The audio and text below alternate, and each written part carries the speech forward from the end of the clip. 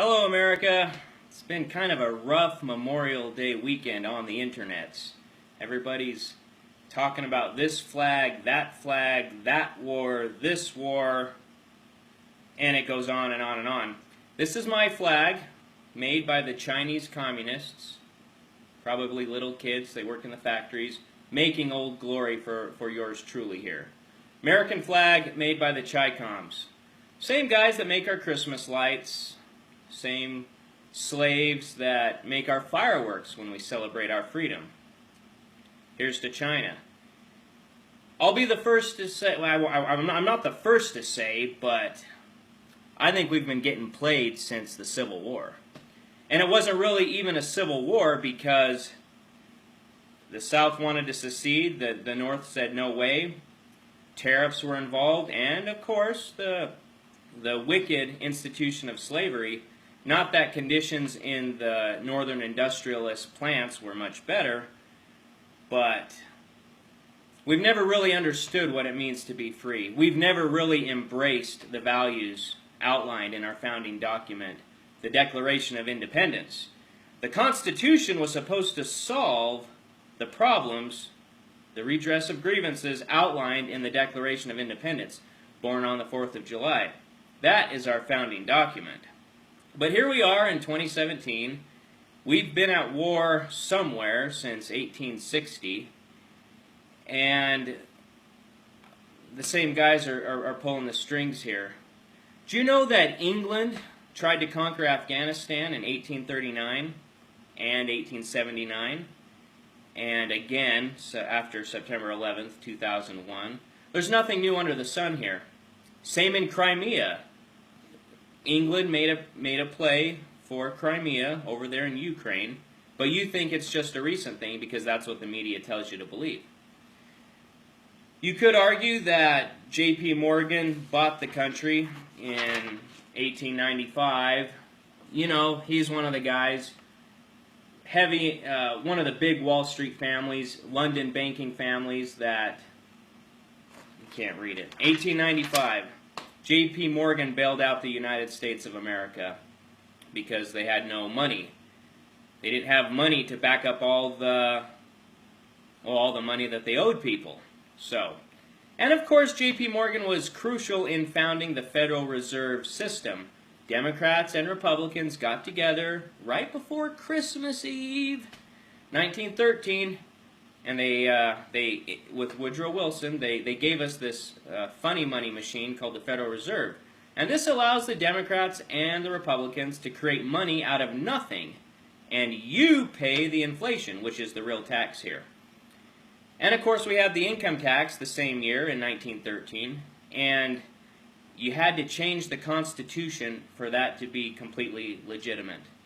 Because before 1913, it had to be apportioned among the states, and you had to change the document to make income tax legal. And of course the IRS helps you become legal, even though when they audit you, they don't serve you with a warrant issued by a judge and executed by the sheriff. You still live in a free country, and paying your income tax is voluntary.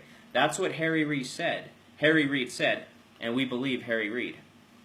But J.P. Morgan bailed out America in 1895. You thought the last bailouts were bad. We're still recovering from the 1895 one. I don't personally believe we fought a completely legitimate war since 1812 because of the enemy within, because of the desire for global conquest, the grand chessboard of the world. There are certain countries that have to be controlled, and certain markets have to be controlled. We'll talk about that in a minute. But World War II, I mean, how did Hitler get started? He had a little help from the Brown Brothers Harriman Investment Bank in New York. A guy named Prescott Bush kind of helped that get going. He had two sons that became president, and they took the world to war as well. Henry Ford, IBM, Coca-Cola, IG Farben, Bayer Corporation. A lot of Americans made a lot of money off of World War II. And World War I was supposed to be the war to end all wars. Boy, did they get that wrong. The grand chessboard. The grand chessboard. I wish this showed the right way. But written by Zbigniew Zabriskie. He just died last Friday night and went to hell. But this book came out, The Grand Chessboard, in 1997, when I was in high school. Everything we're doing was predicted in this book.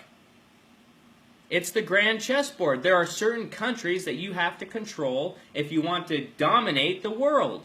Afghanistan's one of them. That's why they've been trying to do it for over 100 years. And this war on terror is just the latest excuse. Crimea, warm water port, same deal. Syria's even in there. Surprise, surprise.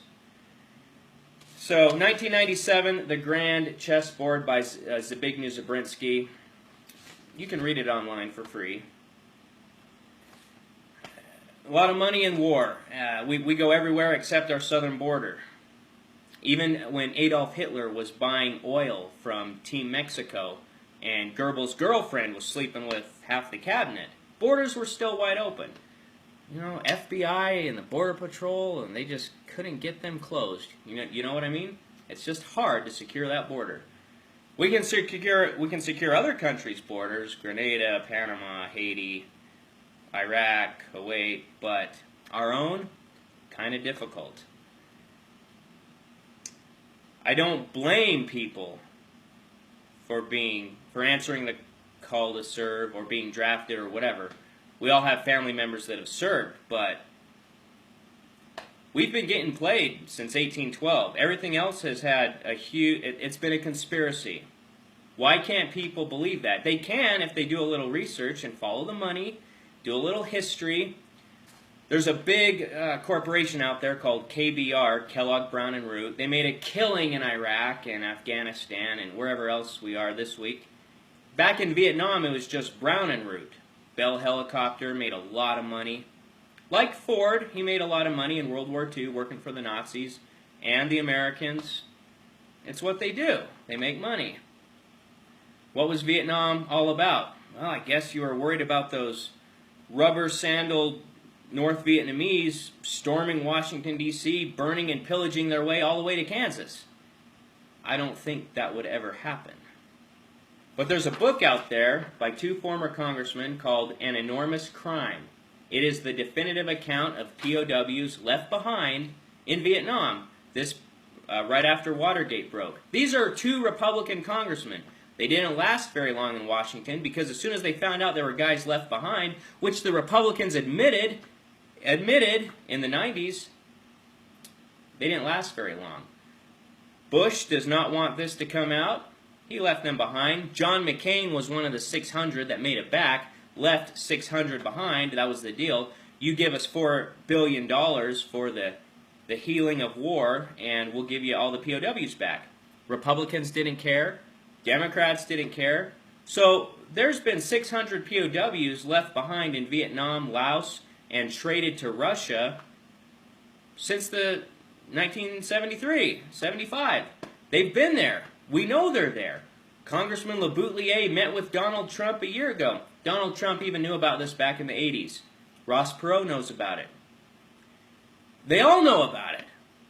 But even Americans know about it. I mean, how can you deny these books? I mean, this is not a new book. There's YouTube videos about this book. There's YouTube videos of eyewitnesses. Bo Greitz's book came out when I was in high school. The 7/8 of this book is all about his rescue missions, attempted rescue missions behind enemy lines. Met with General Kunsaw, one of the biggest dope dealers on the planet. And he's the one that said the CIA is our biggest customer. Ask Freeway Rick Ross. Same deal. There's two things Afghanistan and Mexico have in common. And it's not refried beans, it's heroin. Heroin, drugs, it's what's for dinner. So people choose the reality they want to live in. You think the president supports the troops because the vice president shows up to a fallen soldier's funeral and hugs the son and the wife and all that. That's propaganda. The president does not care about troops. No president has cared about troops. Every president since Vietnam has known there's guys left behind. We knew we left guys behind in Korea. You think George Bush loves the troops? Google the Fort Leavenworth 10. It's actually closer to 57, but there are so many soldiers locked up in Fort Leavenworth, Kansas for doing their job, which Uncle Sam and the American voter sent them to do, but nobody comes to their aid. We all live in our own reality. If it's something we don't want to believe, we don't believe it. It doesn't matter how great the evidence is. All those soldiers and cowboys locked up in Nevada, they're there because Americans don't care. They're there because the President Trump administration is prosecuting them, just like Barack Obama. He did it too. There's no change with the president. Why? Because the president's not really in charge. J.P. Morgan's probably closer to the guy you'd want to talk to if you want something to change. So, we talk about this flag. People fight over this flag. Robert E. Lee, this was not his flag. His flag was the Virginia flag. That's the way it was. George Washington never said the Pledge of Allegiance. Nationalism happened 100 years later. George Washington's country was Virginia.